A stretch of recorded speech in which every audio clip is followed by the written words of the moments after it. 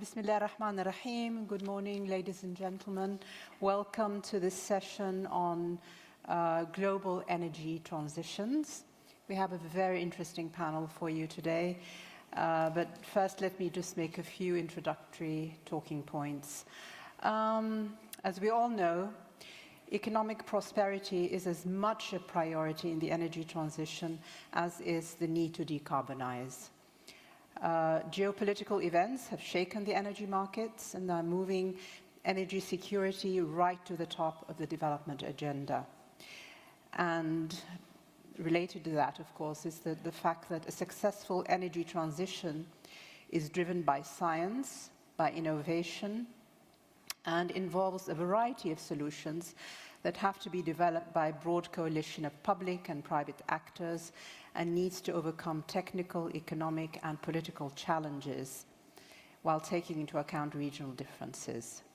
Renewables remain a cornerstone of the future of power generation, and innovations in industrial decarbonization are increasing at unprecedented rates.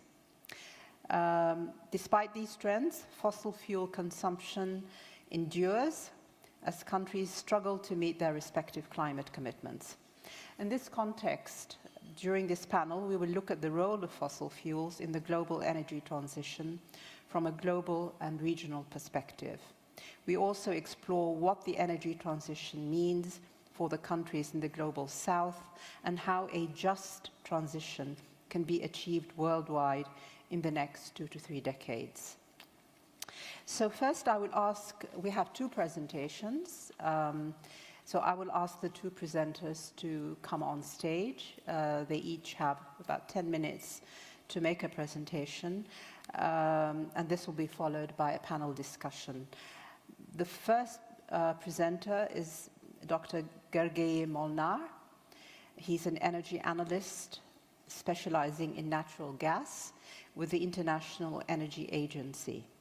So, please.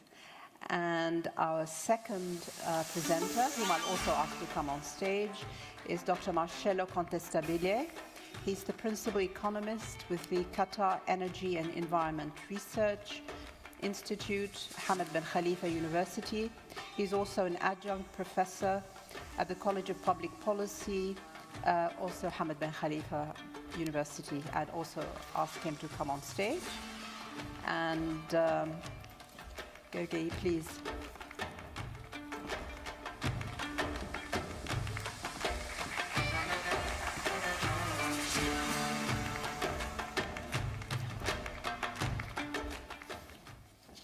Okay, good morning. My name is Gergely Molnar. I'm a gas analyst at the International Energy Agency, and it is a great pleasure and honor to be here today in Doha at the ERSNA Summit.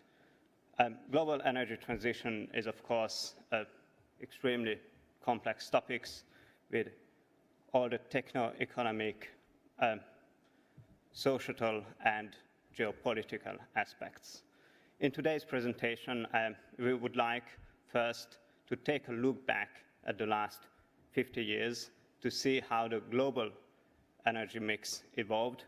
Then we would like to provide a brief assessment of the energy trends as they are moving today.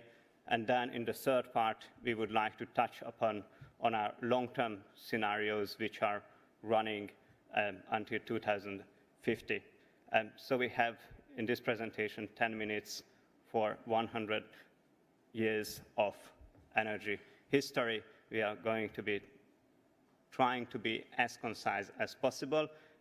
But before going into that topic, please allow me to say a couple of words about my home institution, about the International Energy Agency.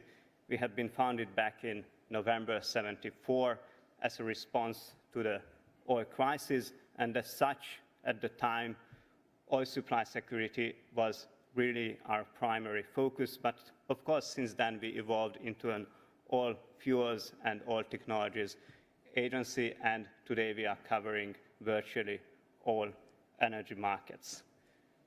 In 2015, our newly appointed executive director, Dr. Fatih Birol, presented a modernization agenda which lies on 3 pillars. First, strengthening our engagement on energy security beyond oil to cover natural gas and electricity.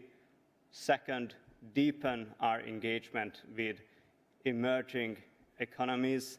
And third, provide a greater focus on clean energy technologies, including energy efficiency. And in 2022, our governments gave us a second mandate beyond energy security, namely to support governments across the world to reach net zero emissions in the energy sector by 2050. So this slide just gives us an overview of how the global energy mix evolved in the last 50 years. And I think that there is really two key points, two key takeaways here. The first one is that global energy demand more than doubled during the last 5 decades, which was driven by growing population, expanding economic activity, and very importantly, by improving energy access. The second is that if we look at the composition of the energy supply mix, we clearly see that fossil fuels retain their dominance. Despite non-fossil fuels almost quadrupling in the last 5 decades, the share of fossil fuels barely changed. It was 85% in 71, and it is approximately 80% today. So there is a very strong resilience from the fossil fuels. And if you look back at the last 10 years, I would like to refer back to a report we produced in 2011. It was entitled, "Are We Entering the Golden Age of Gas?" And at the time when we published it, there was a bit of surprise in the energy community because we were showing a very strong increase coming in natural gas demand.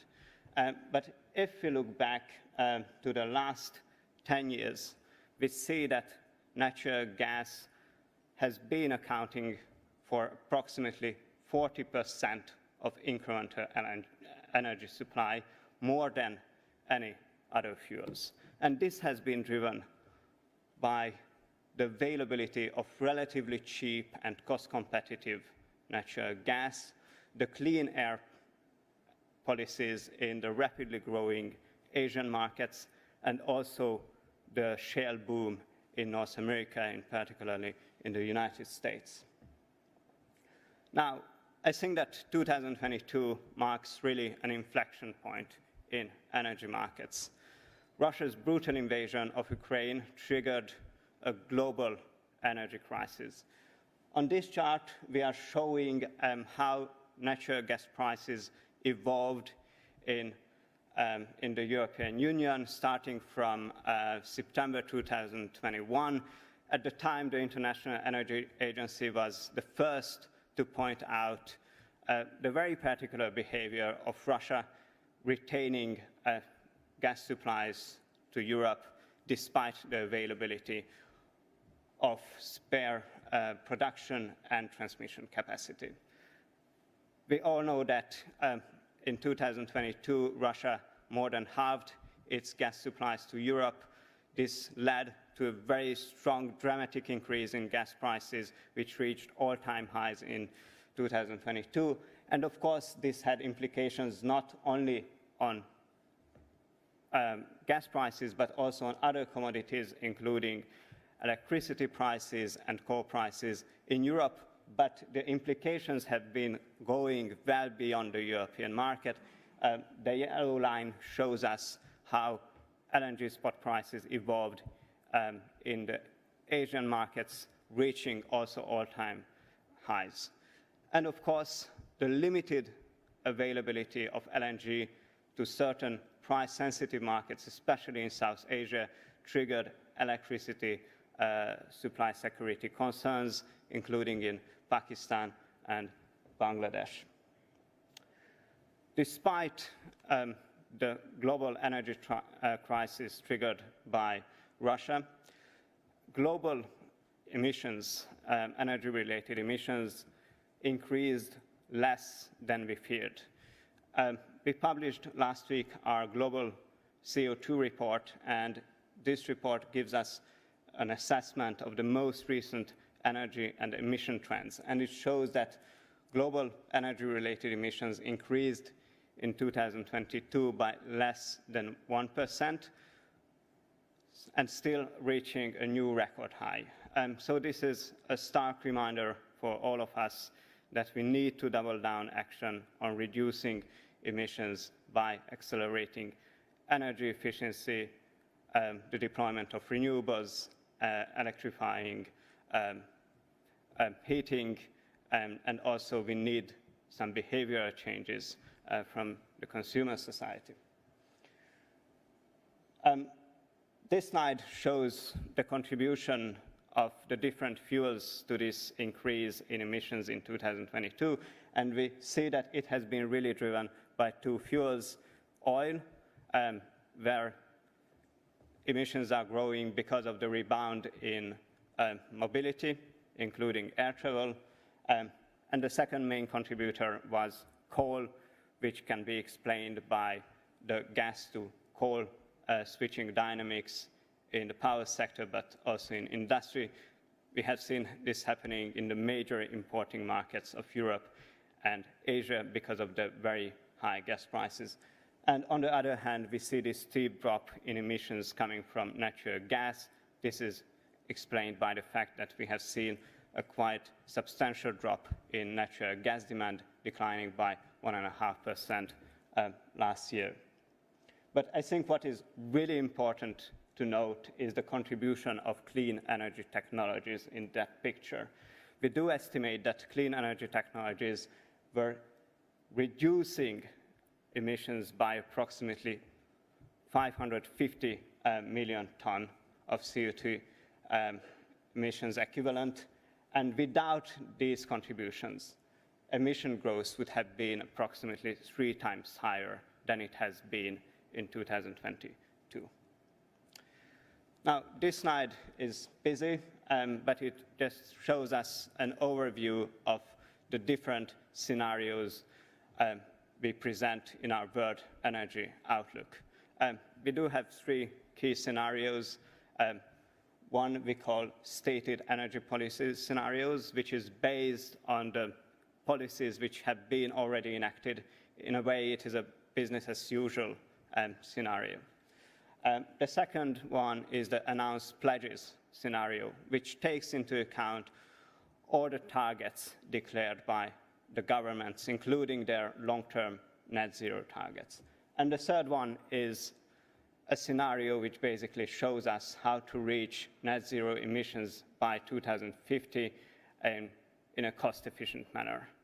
I can enter in the complexity of all these scenarios, but I really would like to emphasize today one point, is that if we would like to reach net zero by 2050, the share of unabated fossil fuels has to decline to 11% by 2050 from 80% today. So just to give this comparison, between 71 to 2021, the share of unabated fossil fuels declined from 85 to 80, and in the next 30 years, we need to reduce it from 80 to basically 10%. That's a dramatic transformation which is needed in the energy sector. Now, what does it mean for natural gas? When we are looking at it, we see limited growth potential for natural gas in the years ahead. This slide shows us the trajectory in the STEPS scenario. And here we see that natural gas demand will increase by approximately 5% between today and 2030. This growth will be mainly concentrated in the rapidly growing Asian markets. Meanwhile, in the mature markets of North America and Europe, we see a declining trend for natural gas demand. And if we are looking at the other scenarios, the APS or NZE, we see an even more dramatic decline for natural gas demand by 2050. But I think the picture is a bit different when it comes to liquefied natural gas. Here we see that LNG will continue to increase quite strongly over the medium term at a rate of approximately 2% per year by 2030. Of course, this is significantly slower than the growth we have experienced in the past. And this will be really driven by two regions, the growing markets in the Asia-Pacific region, but also Europe, as the European Union is phasing out Russian pipe gas. And in this sense, LNG remains a crucial element for those markets in the years to come. I really would like now to just maybe conclude on that presentation saying that fossil fuels displayed a very strong resilience over the last 50 years. But of course, the gas supply shock triggered by Russia in 2022 is having long-lasting transformative effects on the entire energy system. And what we see is that it is going to accelerate clean energy transitions because it adds another driving force behind clean energy transitions, namely energy security. In many countries, homegrown renewables are seen as a way to reduce the reliance on fossil fuel imports and to build up an economy which is increasingly based on energy resources produced domestically. When we are looking at the recent past, we have seen that emissions have been growing at a new record level, but less than anticipated. And we also would like to emphasize the contribution of clean energy technologies of mitigating the strong growth in emissions which was coming from oil and coal. We also see that the golden age, the golden decade of natural gas is in a way coming to an end, but when we are looking at LNG, the picture is quite different because it will become and is an essential part of many import-reliant markets in Asia and Europe. I also would like to invite you to discover some of our publications on our website. They are available free of charge, and please feel free to reach out if any comments, questions. We are always happy to engage with the broader energy community. I would like to thank you for your kind attention and looking forward to our discussion. Thank you.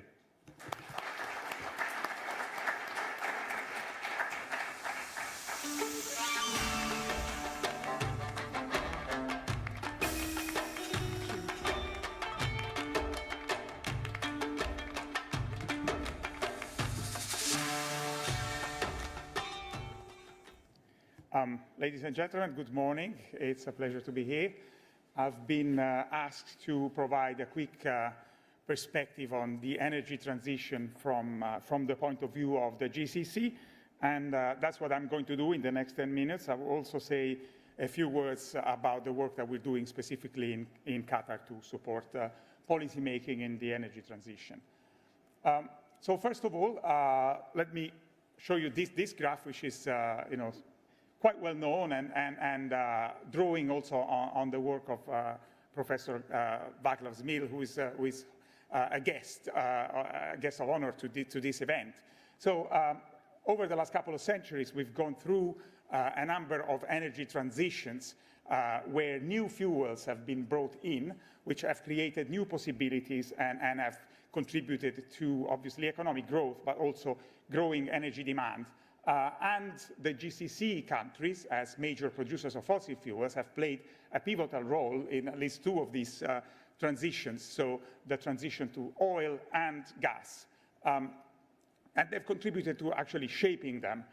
But in doing so, they've also been shaped by the transitions, meaning that their economies have become strongly reliant on revenues from oil and gas exports, as you can see from the graph on the left-hand side, where a big part of government revenues still come from oil and gas, and even at the level of GDP, there's still strong presence of oil and gas. And on top of that, the presence of abundant fossil fuels, cheap fossil fuels, has stimulated the domestic consumption to a level where GCC countries are among the top energy users and emitters on a per capita basis. So with this, the new energy transition that we are going through, the transition to clean, low-carbon energy, is challenging the current form of the economy and the energy systems of the GCC countries. But the GCC countries are responding to this, and this is a very busy slide. You can see on the left-hand side a graph that shows plans for renewable energy as they were a few years back. So this is not a new graph. It comes from IRENA from 2016.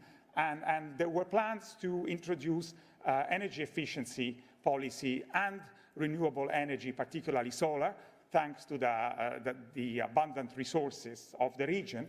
And in many cases, these plans have actually been exceeded. So if you take the case of Qatar, the capacity that was originally planned for 2030 will have been deployed much sooner than that.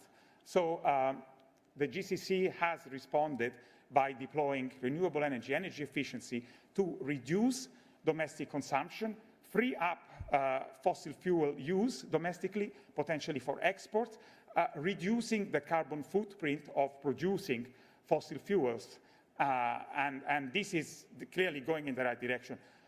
More recently, we've seen other developments building on the renewable energy capacity deployment. There are plans to develop green hydrogen that is made from renewable power and water, and also blue hydrogen, so-called, that's made from natural gas and capturing the CO2 that derived from it. And this would fulfill similar, if you like, goals in terms of decarbonizing domestic economies, and potentially also provide a new export opportunity, both with renewables and with hydrogen and other technologies as well, like carbon capture and storage and so on. There is also an opportunity for the GCC countries to diversify their economies if they're able to localize these value chains, at least to a certain extent. So this is the response from, if you like, a technology perspective that is developing. Again, it's interesting to see that when it comes to solar, the GCC entered it on a big scale when the technology was already mature, whereas with other technologies like hydrogen, carbon capture and storage, the GCC countries are looking to possibly be among the leaders in the development and scaling up of these technologies. From a policy perspective, GCC countries are all signatories to the Paris Agreement, and they have been submitting nationally determined contributions, which went from qualitative statements, if you like, of the intention to reduce carbon emissions to quantitative targets that very recently have resulted in also net zero pledges. So all of the GCC countries, with the exception of Qatar, today have pledged net zero at different points in time. Now, when I say with the exception of Qatar, this is not to say that Qatar is doing less than other countries. It's just taking a different approach. There are, apart from the long-term pledges, there are interim targets that vary in intensity but are more or less aligned. And underpinning this, there are strategies and roadmap of varying degrees of sophistication and detail. But much work really remains to be done in terms of charting the course from today's very energy and emission-intensive economies to a vast, mostly decarbonized energy system and economy. So much work needs to be done, and planning this complex transition requires using analytical tools to support decision-making, because these are if you like, objective problems, where on the one hand, you want to ensure environmental protection. You also are mindful of the cost of transitioning. You are looking to diversify the economy and move towards a knowledge-based economy. And you cannot obviously impact the security of your own energy supplies. So depending on which objective you want to pursue or prioritize, you might be looking at a different path. So if the goal is to protect the environment as much as possible, then you would be introducing cleaner technologies as soon as possible. But some of these technologies are not mature yet, and they would cost you more to introduce. And so the overall cost of transition would be higher. If the objective, on the other hand, was just to meet the 2050 target, then you would delay. And you see that we're looking at rather different processes. So to support this complex decision-making process that involves multiple stakeholders, some analytical tools, including computer models, are increasingly used. They are used around the world, and they're starting to be used in the GCC as well. And we in Qatar are working on developing a so-called times model for the country, which is one of the key tools that can be used to support this exercise over time. So times is part of a family of so-called energy systems models that were originally developed actually at the International Energy Agency several years back, and that have been adopted by many countries worldwide looking to inform their decision-making processes. And the most notable example here is the UK, where the Markall Times modeling framework has been used over the last 20 years to inform their carbon budgets and generally carbon policy. This project that we're leading is supported by the Qatar National Research Fund. We are partnering with Imperial College London, and we are also supported by Karama, the national utility company, the Al Attiyah Foundation, and Earthna. What we have done, we've built a times model which represents the energy system of Qatar as is now, from starting from fossil fuel production to all the conversion processes and uses in all the different sectors of the economy. Now, with this, we build scenarios based on future demand projection for energy services and based on particular targets that we want to explore, such as deep decarbonization targets over time. And what the model does, it helps us identify low-cost pathways that are also technically feasible, where different technologies get deployed over time. And it also helps us understand what kind of policy measures might be required at different points in time, and obviously the relative costs of the different options. And with this, okay, sorry for the, very nice, I can't stop it, okay. Yes, so, and I want to leave it at that. And I just want to say that while we're doing this, others, again, going back to the GCC perspective, are also working on similar tools, on different tools. Others are also working in this country on tools that are complementary to this. So we're very much looking forward to partnering with colleagues here in Qatar and in other GCC countries to all together help inform a cost-effective and beneficial energy transition for the region. Thank you very much.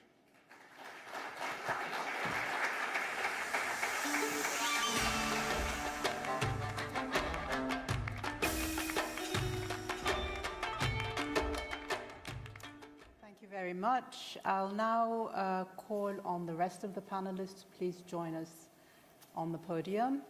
Dr. Omran El-Kuwairi CEO of the Qatar Foundation International, Dabia Al-Muhannadi, Assistant Professor, Texas A&M University in Qatar, and Muiz Ali, Research Associate with Irthana, Qatar Foundation. Welcome.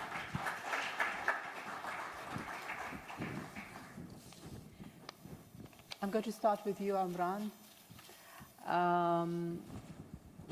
First, if you could enlighten us a little bit about what are some of the key policies internationally that are affecting the current energy transition? And related to that, how have these policies been effective? And if so, in which regions and which sectors? Great. Well, good morning. Assalamu alaikum. Thank you, Zainab, for your question. And it's great to be part of this panel. Well, the question, it's quite a broad question. I'll try to address some of it. As we've heard yesterday at dinner and this morning today, there's definitely an energy transition happening. And this transition is a bit different in that it's purposive. It's coming from a place of climate change. It's kind of being forced on us. Whereas in previous transitions, there were technology advancements and other substitutions that were coming up. So therefore, the nature of it is a little bit different, and the policies reflect that. And the policies are changing and being modified based on new technologies and new events happening, generally speaking. But of course, the main kind of overarching policy or framework is the Paris Agreement. That was, everyone knows was established in 2015. And that creates a strong framework for countries to cooperate. 196 countries have signed up. It is basically partly binding in the sense that you have to provide your NDCs and you have to report. And that creates a good kind of platform for countries to cooperate. It has led to obviously some results, and agencies like IEA and IPCC provide different ways for pathways for countries and for regions to adopt and the implications of that, and that supports the Paris Agreement and the discussions around that. On the downside of it, of course, it has been effective, you can say, and it's hard to see where the world would be without it in terms of achieving 2 degrees or 1.5 degrees even as an ambition. There's definitely a lot of positive, but there's also some challenges, some criticisms. It is, like I mentioned, partly legally binding, but it's not really legally binding, as it cannot be enforceable. So that's one aspect. The second aspect also, some would say it's maybe not ambitious enough. As we see the impacts of climate change happening more and more, there's many academics and environmentalists saying should be more ambitious. On the other side of it, though, there are some things that, for example, equity and big issues around making sure that the transition or the pathways towards 2 degrees is done in an equitable manner, really around two issues. There's many issues, but 2 issues. One is around cumulative emissions. So obviously, many countries have contributed to emissions in a cumulative way in ways that others haven't. And what tends to be the case is that the countries that are most affected by climate change are the ones who have emitted the least, and therefore creates a dichotomy and a challenge. How do you make sure that the ones who have not emitted also have the opportunity to develop quickly? And unfortunately, although renewable energy capacity is increasing at record pace, that development cannot really happen in the same way that other countries have had the opportunity to have. So that's one challenge. The other challenge, of course, that's related to it is related to what we call Article 6, but also funding in general, is how do you then enable these developing countries or these countries that want to develop fast, how do you give them or allow them or transfer the resources and the knowledge to do that in a way that's, again, equitable? And another angle within that is partly developing countries, but not only developing countries, but mostly are the ones that have resources in terms of fossil fuels. I mean, it's plainly speaking, how do you create a framework which basically doesn't allow countries to extract the resources, which will allow them to develop faster, because it's harmful to the environment, although they didn't cause the cumulative emissions. So I'm just trying to give the different perspective. So the Paris Agreement's the big one. Of course, there are a lot of other policies regionally and globally that have been very effective. Renewable energy targets, like I mentioned, growing very fast, and each country is putting targets and creates incentives around that, which then creates industrial scale and brings the cost down. We've seen that in solar and wind. Innovation in the supply chain, innovation in policy, decentralized renewable energy systems. So there's many, many different advancements and policies that have contributed to renewable energy targets, which has been great. Of course, there's carbon credits. There's energy efficiency measures in the US and Japan, EU have been fantastic in bringing efficiency up. So there's a lot of very positive policies. And there's more kind of the softer ones that are starting to influence corporates and end users.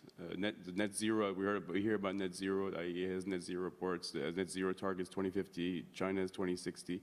But now companies are putting themselves net zero. Of course, there's a lot of challenges and there's a lot of debate if these are actually achievable. But what's happening there is public markets, end users are demanding transparency. They want to know where the emissions are coming from, how much you're emitting. You're starting to see in food, you're starting to see in retail how many emissions have been emitted. All those kind of things putting pressure on the supply chain to kind of adjust. And that will have an effect. Again, those are all, you could say, incremental. These are all great.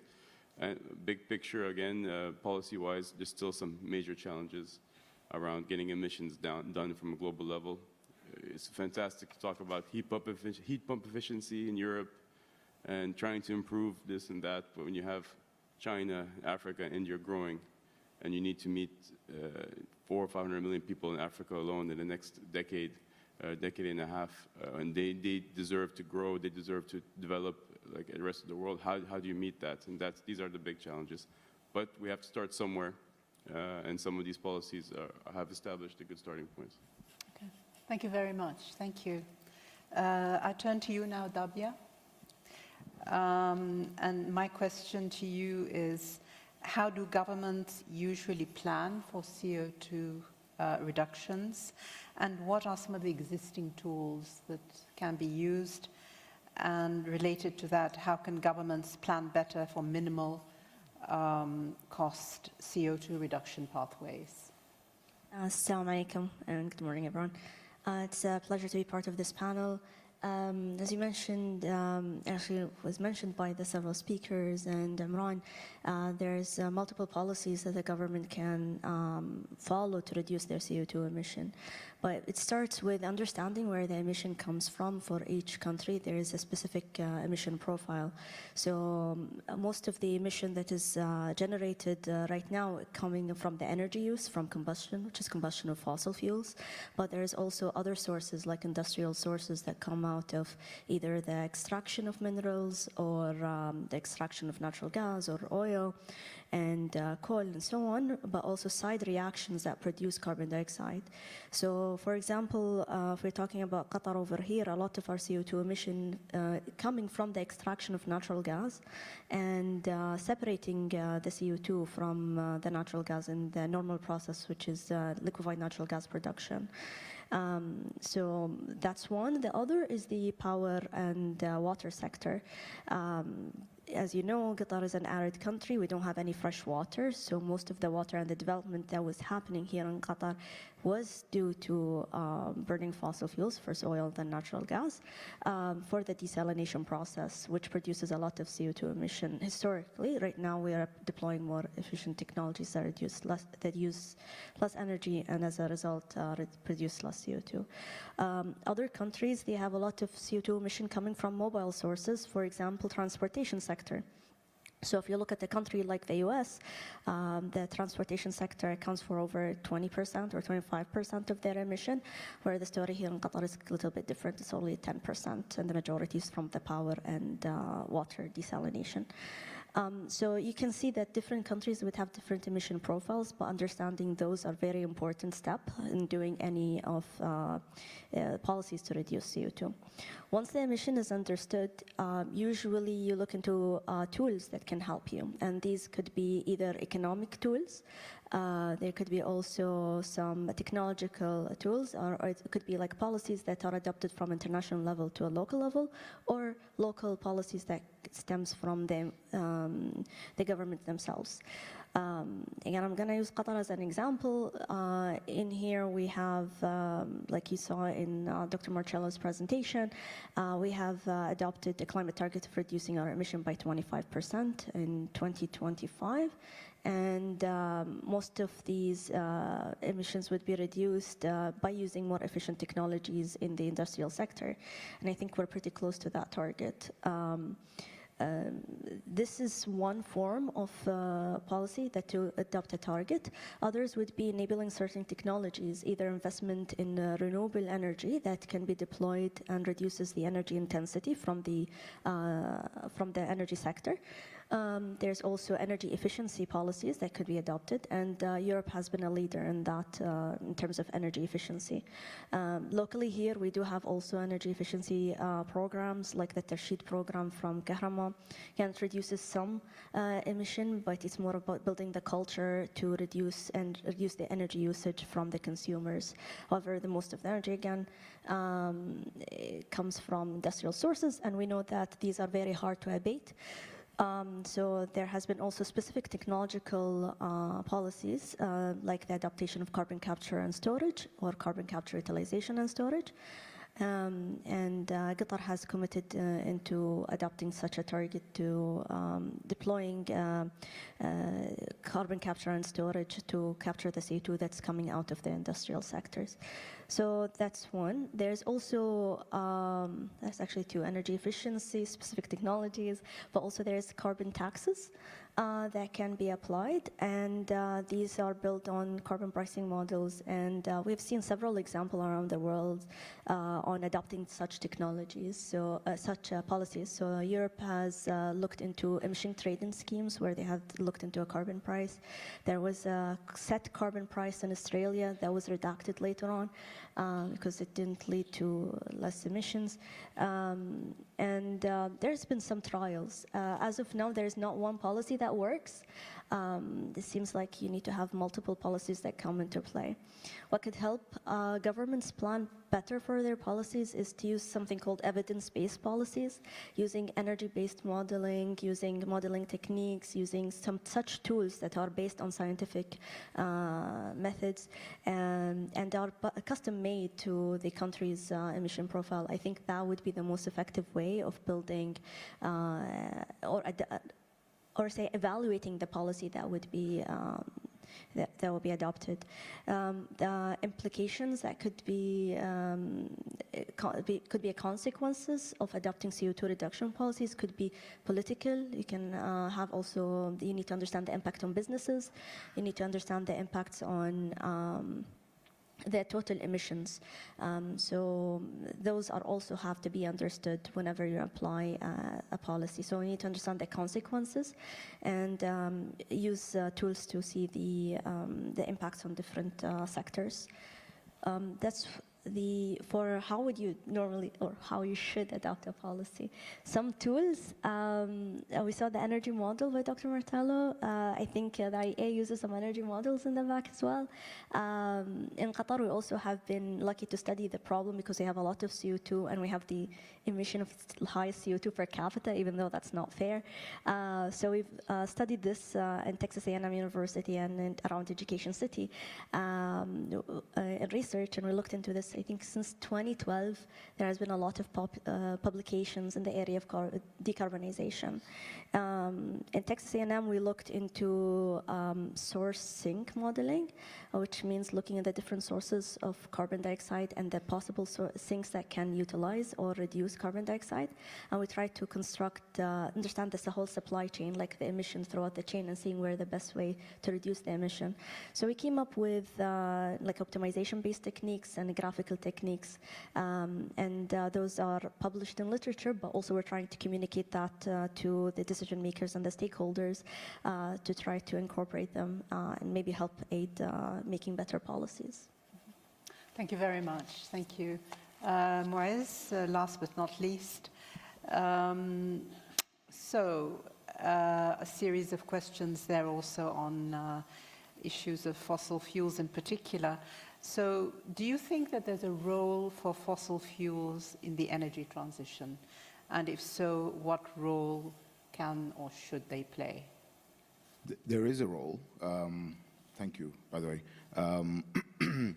And, Gergely touched on it earlier, in the sense that fossil fuels are persistent, and, obviously your ability to kind of make difficult decisions about transitioning depends on, how secure you are in terms of your energy supply, etc. So the countries that are most able or most likely to transition are probably richer European, North American countries.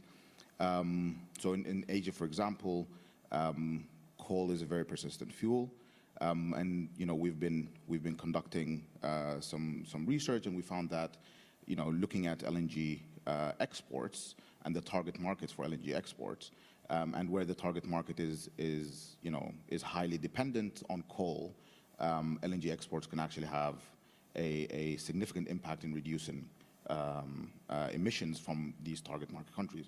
So we feel like there is a role in the sense that especially Asian countries that are still depend on the industrial sector, where the industry share of GDP has been persistent over the last 5-10 years and is going to continue to be persistent. Fossil fuels will play a significant role, and LNG specifically will have an important role to play there as well.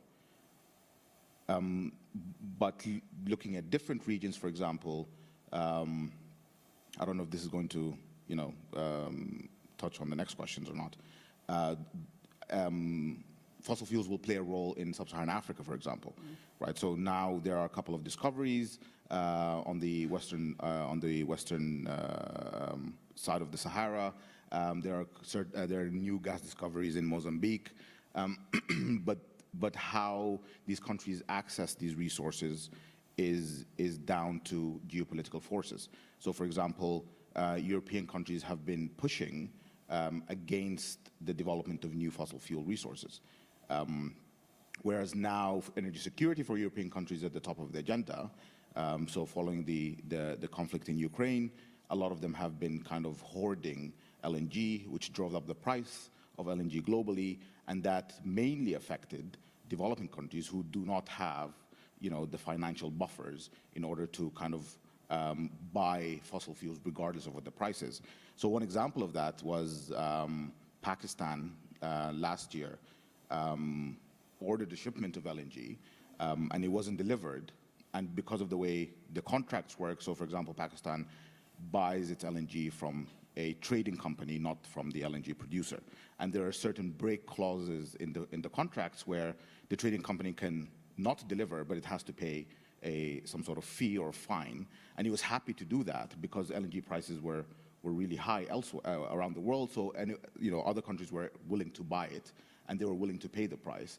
And Pakistan faced a shortage in LNG, and hence there were electricity outages. A couple of factories shut down operations. So the implications are quite significant. And at the same time, while European countries are kind of hoarding or kind of prioritizing their own energy security, they're also pushing institutions like the World Bank and limiting their own development aid that is directed towards developing countries to limit investment into fossil fuel exploration, right? And they did that with Mozambique, for example, right? So they used that as some sort of example to say to the World Bank, hey, listen, you need to stop this, because the World Bank, it contributed to this multi-billion-dollar fund in Mozambique to explore new gas resources. So developing countries are in this bind where they're kind of, they need. They have local resources. They're currently vulnerable to international fluctuations in fossil fuel prices. But in order for them to develop their own resources and explore them, they need money. And the money usually comes from donor countries who kind of hold the keys to the purse, and they set the conditions under which this money can be accessed. It's adaptation to climate change has been on the agenda for development aid agencies for a very long time. But historically, there is only one kind of tried and tested way for adapting to climate change, and that's development. So I think Imran touched on this earlier. Developing countries want to access fossil fuel resources in order to develop, and by default, development increases their resilience towards climate change, the implications from climate change. So they are stuck in this bind where they need to, consume a certain amount of fossil fuel resources in order for them to reach a certain level of development, but at the same time, they can't really do that because they don't have the financial flexibility to do it. Mm-hmm. Okay, and finally to you, Moraz, how can countries improve cooperation with the aim of achieving a just transition that benefits both the global north and south? I think it's mainly about financing and the way this financing is made available. Imran also touched on this earlier. The financing needs to be made available in a way that fulfills everybody's ambitions, right? So when you have a lot of money, you have the flexibility to kind of react to global energy price fluctuations. But when you don't have a lot of money, you either don't do anything and deal with the consequences, or you have to kind of sidestep these conditions that require you to implement certain policies that don't necessarily achieve what you're looking for, right? So, for example, now developing countries are being pushed to adopt clean, renewable energy technologies, but they know, and the donors know that this is not the way out of their current development predicaments. So I think the financing structures need to be reformed, and I know the World Bank now is bringing in a new president, and there's a lot of pressure on him to kind of put climate change at the top of the agenda.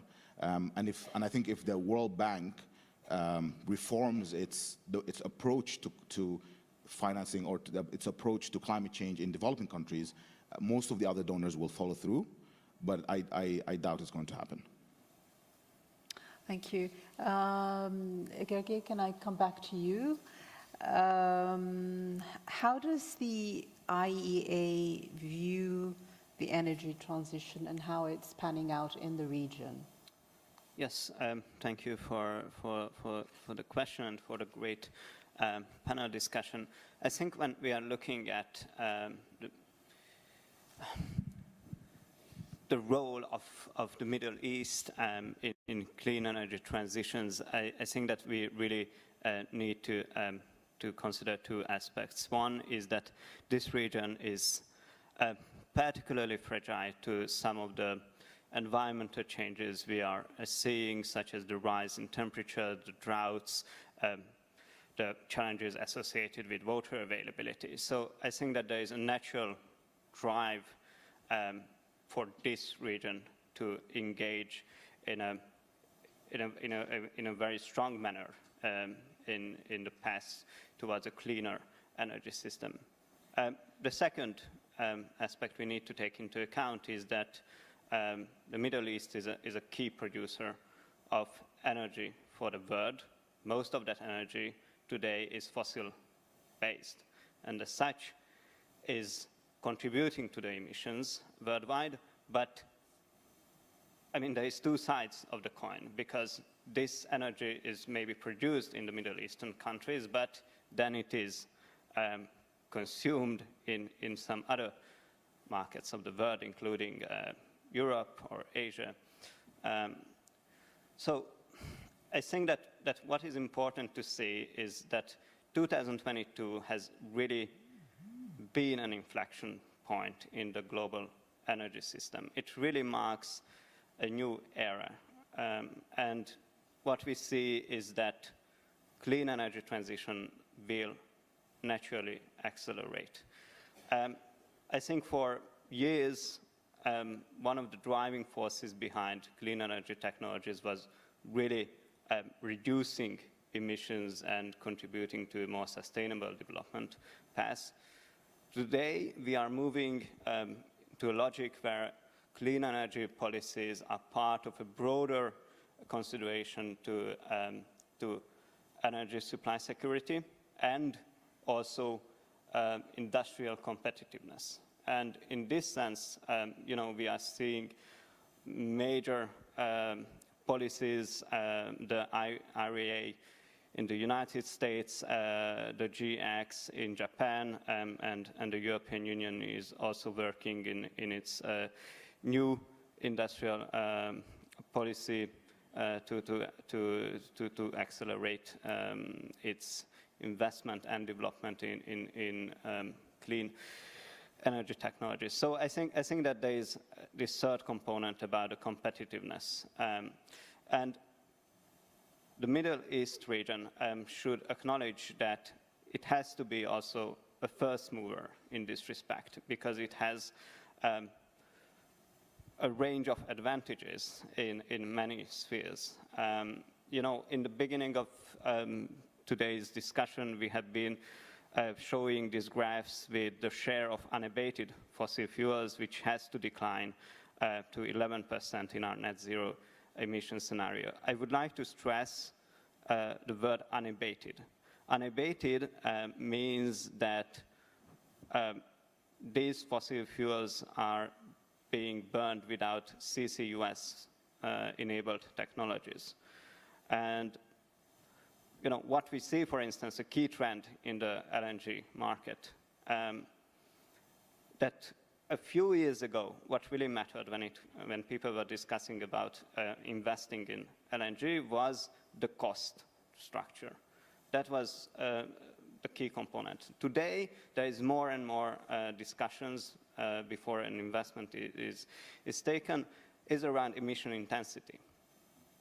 And I think that Qatar is, when it comes to the emission intensity of LNG, is already well placed, but more can be done. More can be done with electrifying certain processes, enabling more CCUS-based solutions, because what we see is that there will be most likely a two-tier market emerging in LNG, where there will be a market for lower emission LNG.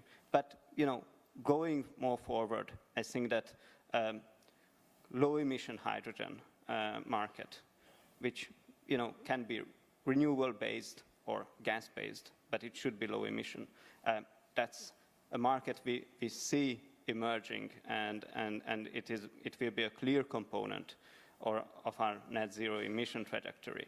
And for instance, in this respect, countries like Qatar have obviously a very, very strong competitive position. So, besides looking at only from, the perspective that we need to reduce emissions, it is also important to have this more business-like mind that, okay, there is this big global trend. We need to be first mover in developing technologies, in providing the fuels which are going to fit in this new energy system, and being first movers will give us quite advantages in the long term. So I think that this thinking would be important. Thank you. Thank you. Unfortunately, that's all the time we have for, but I'd just like to maybe pick up on some of the issues that have come from the discussion, a very interesting discussion indeed, by which then we can summarize. I think that the most important point coming out is that the world is going towards a new energy system. I think however you want to define it, where you have countries still very much dependent on fossil fuels, but also a lot of countries, including Qatar, trying to look at that from a different perspective, especially trying to reduce emission intensity. I think the other point also that came out is that the whole issue of what are the aims and of development in particular countries need to be taken into account in any development of new energy policies. And these need to be informed with new technologies and innovation, and start from a place of what are the international agreements surrounding how to combat climate change. I think that the age of unabated fossil fuel production is fast being left behind. I think most countries are looking forward to, even if they continue with fossil fuels, to do that with reducing emission intensity. But then I also want to come back to what is happening in the rest of the world, where, as Moraes, I think, brought up, the issue becomes how do you reconcile the development aims of a particular country with what is available in terms of energy, and there comes in the crucial role of finance, and how to be able to finance these new trends. In all, I think a very interesting discussion. I think there's much more that can be said, but I'd like to thank the panelists once again, and for, I think, excellent ideas and excellent discussions, and bringing in, I think, all the different viewpoints and ideas from different parts of the world. Thank you very much. Thank you.